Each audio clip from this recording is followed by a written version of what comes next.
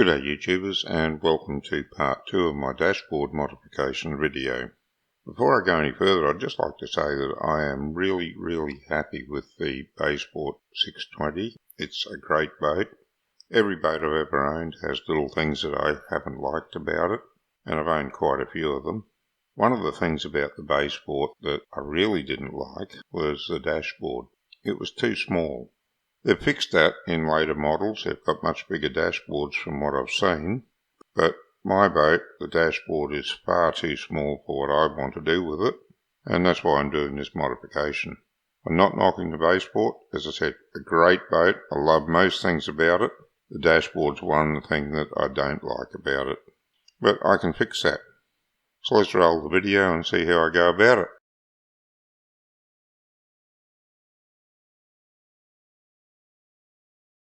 I've started the most nerve-wracking job of the lot, and that is cutting this out. I've got a cut down there, across there, and up there, and I've started the cut along there and there. I used the cutting blade on the angle grinder. I'm talking funny because I'm talking through a dust mask. So now I'm going to go get the saber saw and finish this off.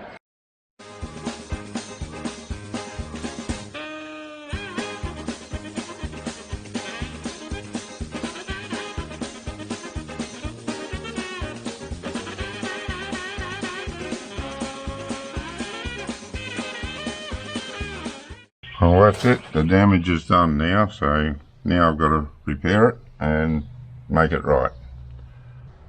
No choices now. Now, I've got some options there. I might have to come out here more and around. I can still do that. It's not too much of a drama. I'll see how the foam fits around. I could even do that a bit more on this side too.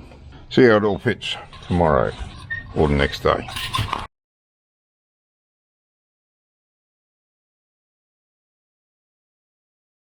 This is a foam, I think it's called Eric's, but I'm not going to swear to that because, like the satin weave S-glass that I've been using, it's left over from a job probably 25-30 years ago, more like 30, and yeah, it's hard to remember what it is, but what it is, it's a PVC foam like Kliegel cell and Davini cell, only it's flexible. You can actually bend this stuff.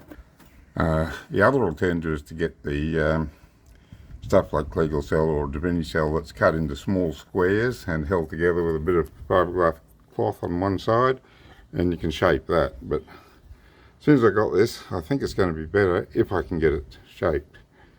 And to do that, I'm going to use a hot air gun and just try and heat it a little bit and get the shape into it. It's sort of taken the shape a little bit from just sitting it there for a couple of days, but it's not good enough. And this here isn't the real dashboard, it's just a template piece I've got sitting in there to shape the foam with. Okay, this is the foam again, and I've got it bolted or screwed down just with some, well, I don't know, chipboard screws, really coarse thread. Put a washer on top so they don't pull through the foam. Screwed it into this foam I tacked on here just as something to fasten onto. So I just needed 3 screws in that, one there, one in the centre and one on this end. Just had a bit of scrap perspex which I bolted in there because it bends to the shape of the hull, and that is going to hold that in place. If I was a proper fiberglass shop, I'd have all the tools to do this, but I don't. So what I'm going to do is put these 2 runs of glass across here, and then I'm going to, when that's dry, I'm going to work on getting this top piece here shaped the way I want it. And I'll put some glass on it that'll hold it in shape. And once I've got everything glassed up enough to hold the shape of it, I'll take it off. And the reason I'm doing it that way is that I have to glass the inside of it as well, and also inside there in the cabin, and there's no way that I want to glass that upside down. I'm going to have to do a little bit of upside down glassing to fasten it in place, but I've done enough of that in my life. I don't want to do any more than I absolutely have to. So that's the reason I'm going to try and set this in shape, get it all put together, and then lift it out, glass the inside, bring it back, put it in, glass it in position. That's the plan. We'll see how it works. I've got this frame here ready to start glassing it. I've got a screw here, just a what do they call them, MFD or chipboard screw, really coarse thread, with a washer, one there in the middle, and one over here on this side. Just going into the bit of foam I put on the spake dashboard, just so I can hold this in shape. And I've got a bit of perspex down here, a bit of scrap perspex. I bolted that top and bottom. There's another piece like this on the inside, and that's going to hold it. The perspex bends, and that's going to hold it in the shape of the hull.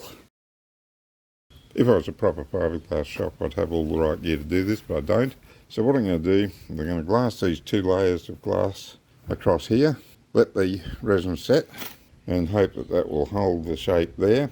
Then once that's held a bit better, I'll shape this top the way I want it, because I want to pull it down a little bit down here, but too much strain on it to do it all at once. So I'll get that bottom fixed in shape first, or that other end, and then I'll do this, and then I'll get the dashboard set in place roughly, get everything else shaped and in place. Then I'm going to take it away and finish glassing the inside, and the reason for that is that I've got a lot of glassing on the inside here to do, so that has to be done upside down if it's done in place. And worse than that, in there in the cabin, I've got a lot of glassing to do on the inside there. And I've done more than enough inside glassing, upside down glassing in my life. I don't want to do any more. So I'm going to try and set this up so that it maintains its shape. I can take it away, glass the inside, bring it back, set it in place, and then I can just glass around the outside and glass it to the bait. And I'll have a little bit of glassing to do upside down inside, just around the edges to make sure it's attached to the bait properly. But it won't be too bad. Be a heck of a lot better than sitting in there trying to glass the whole thing upside down. That's the plan, see how it works.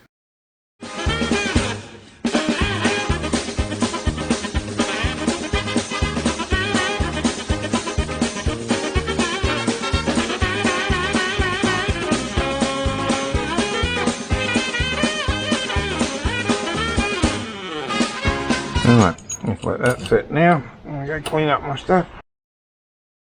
Buying brushes for $3 odd, 2 brushes. Sounds cheap, but if you don't clean them and you throw them out every time, it adds up real quick. On a job like this, you could end up easy spending $60, $70 on brushes if you don't clean them. Doesn't take much to clean them. Of course, these things are damn dear. You certainly want them cleaned so you can reuse them. Alright, tip that back in where it's I can reuse it again. That's going to be the remote control, for want of a better word, because it is remote from the MFD. It's the knobs that are mounted on the side of an MFD, but the screen on the MFD is too big, so I can't afford to have the knobs on the side. I've got to have them up there. It's a huge knob area, way bigger than it really needs to be, I think. As I found out later, I could have got the smaller model, which is from the MFD before the one I'm getting, and it still would have worked, but yeah, it's too late now. I've already ordered the right one, so it's going on now. I've just got it duct taped in place, just so I can measure things up and get them all right, and then I'll start gluing it all together. I'm just going to put these last 2 bits on and call it quits for the day. Want it to be dry by the morning, and with luck I'll get it to the point where I can remove it tomorrow and start doing the inside. But to do that I need a few layers on this outside.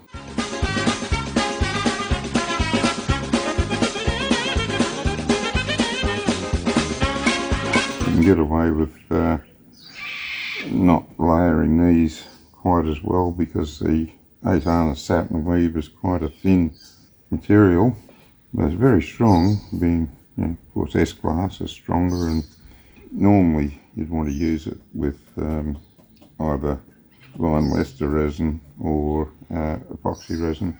As soon as the rest of the boat is epoxy, it's not a good idea to be mixing them, because if you want to go over it later, or someone wants to go over it later, you need to use a resin that's going to adhere to what's underneath, and polyester won't adhere very well to epoxy. It's not too bad with Vinyl Ester, but Vinyl Ester I reckon is one of the best resins, because it's a reasonable price and sort of halfway between epoxy and polyester as far as strength and properties go. However, that's irrelevant because I'm using polyester here.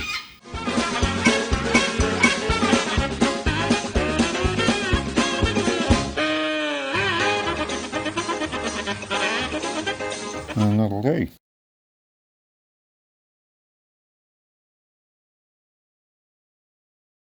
Started off this morning by putting another couple of layers of glass over this. I've gone down the side a bit, so all that should hold it securely enough now that I can finish shaping this little piece where it's got to go out to the remote, the bracket that holds the remote, and then I can remove it and set about glassing the inside of it and, you know, smoothing it all up.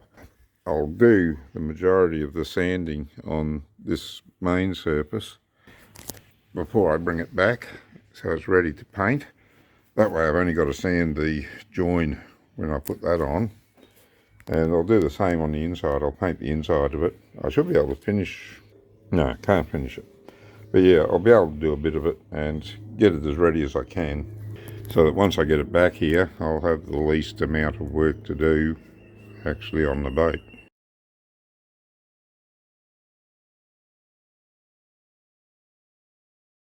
Now, next couple of steps, I'm going to be getting this sorted in place where he needs to go.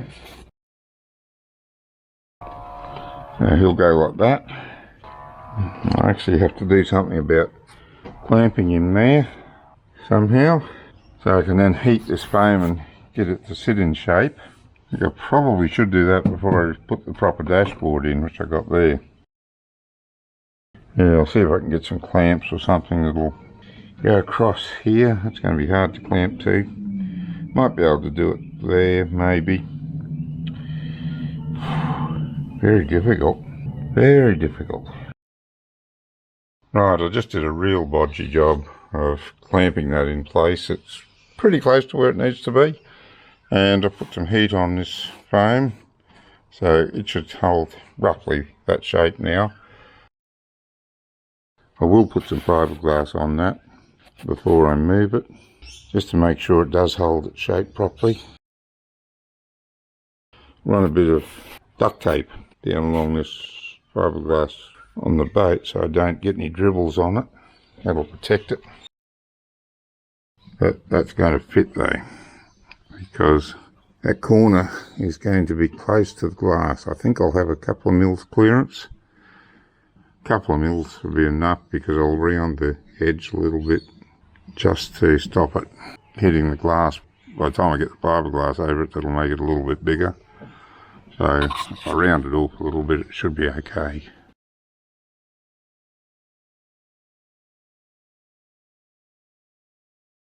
Gone around taking the screws out that I had holding this template dashboard in place.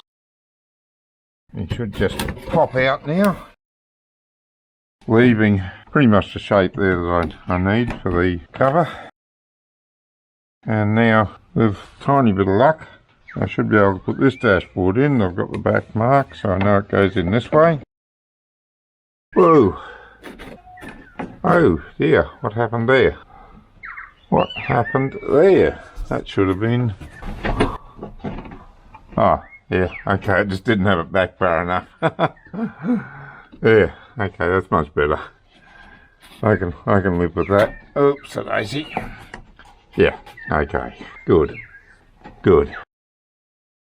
Next step is to put a bit of glue on that to seal that in place before we move anything.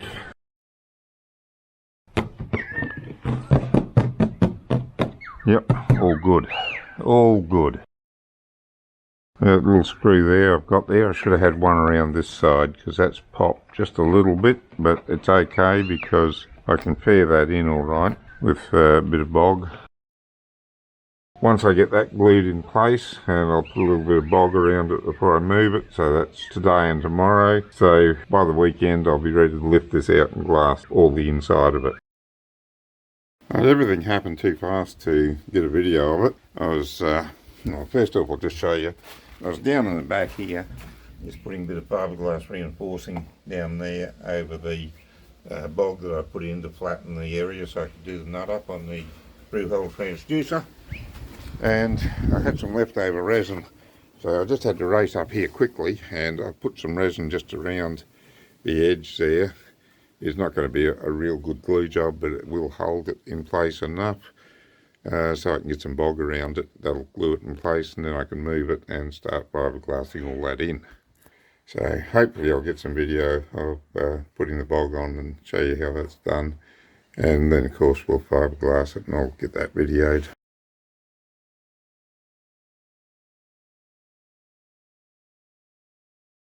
Moment of truth, I've just taken all the little nuts out that I had holding it there, so it should, if I'm lucky, just lift off.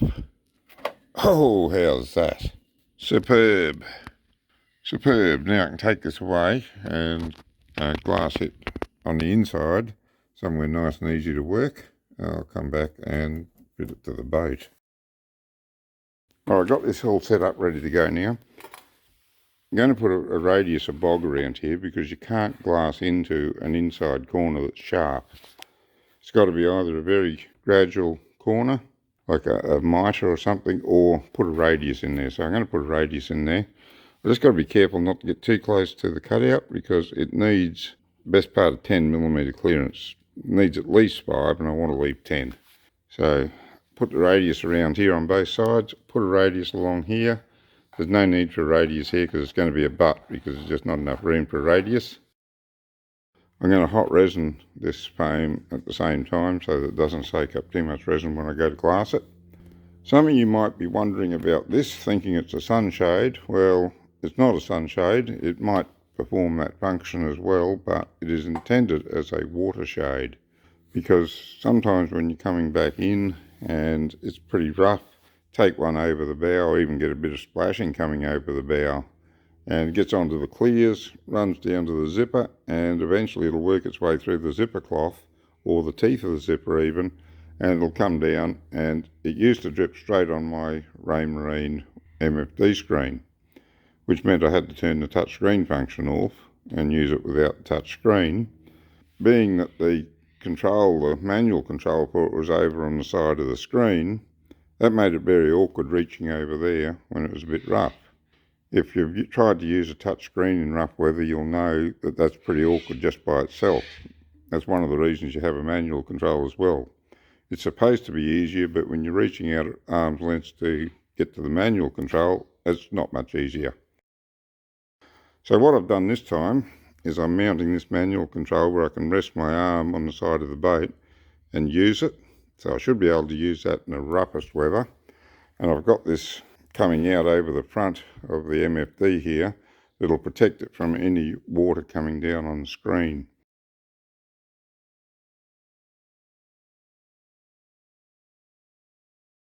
I've prepped the inside for glassing.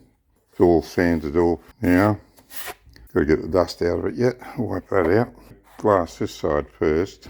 I may or may not do the other side before it sets. See how much mess I make. If I make too much mess, I won't be doing the other side until it's set.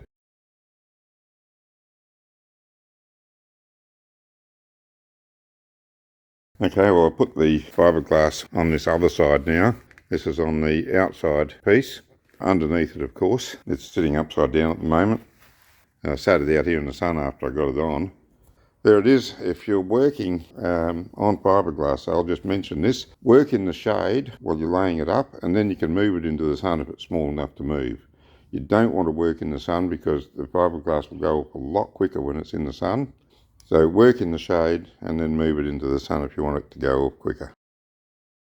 After fiberglassing the inside and getting that finished and all dry, I brought it down just to test fit it again, make sure it didn't pull out of shape.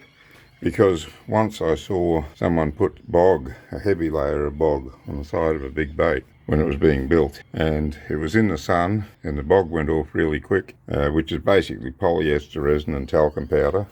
So the bog went off pretty quick and it shrank and it pulled the side of the boat out about 70, 80 millimetres out of line. So I just wanted to make sure that putting this on didn't warp it or anything. It shouldn't have, it was only a fairly thin layer, but it never hurts to be safe and check things. If you do have a problem, you can work it out before it gets too big a problem. So it's not quite sitting in there perfectly because I've got some bits hanging out that won't let it sit down properly. I haven't trimmed it off fully yet, but it's good enough that I can tell that it's still sitting just right to go in. Okay, this is a very odd shape now that I've got to do along the top. So like any good dressmaker, I've cut a pattern out of a piece of old workshop rag. I think it was a sheet at one stage. I'm going to use that to cut the fiberglass.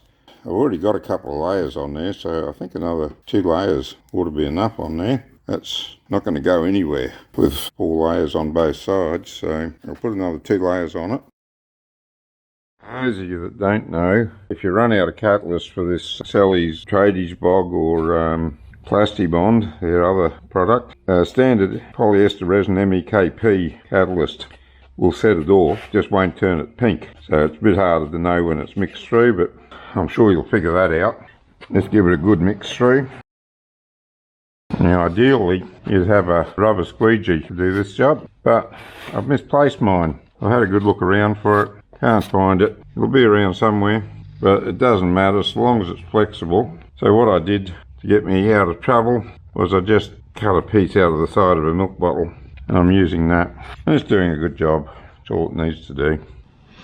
Just a matter of smoothing out some of the little inconsistencies you're bound to get when you're doing a job like this.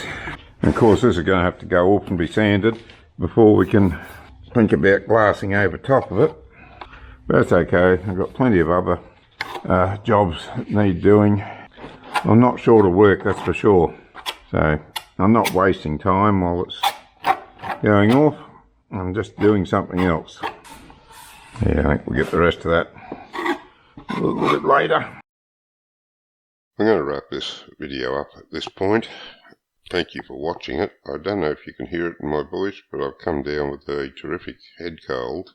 It's not COVID, it's not even a flu, but it's the mother of all head colds. It's thrown a spanner in the works for everything, so what I'm decided I'm going to do is I'll persevere with this series on the dashboard for probably the next video or 2, just to finish that off, and then we'll go back to the offshore series for a little bit, and hopefully around about that time my boat will be back in the water. We'll see how that goes. I'm still waiting on the main MFD. Until then, good fishing.